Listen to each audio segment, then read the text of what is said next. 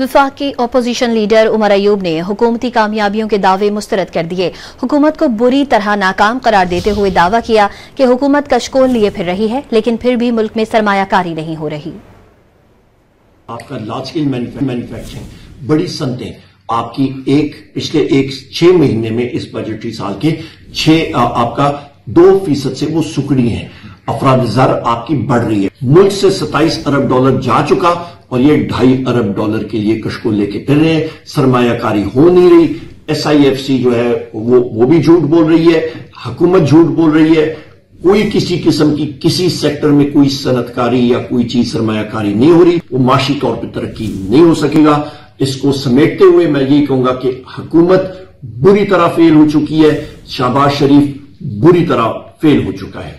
Manufacturing, बड़ी सनतें आपकी पिछले 6 महीने में इस बजटरी साल के 2% से वो सुकड़ी हैं।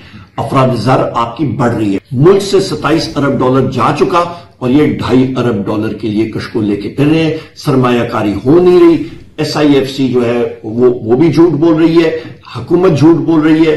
कोई किसी किस्म की किसी सेक्टर में कोई सनतकारी या कोई चीज सरमायाकारी नहीं हो रही, वो माशी तौर पर तरक्की नहीं हो सकेगा। इसको समेटते हुए मैं यही कहूंगा कि हुकूमत बुरी तरह फेल हो चुकी है, शहबाज शरीफ बुरी तरह फेल हो चुका है।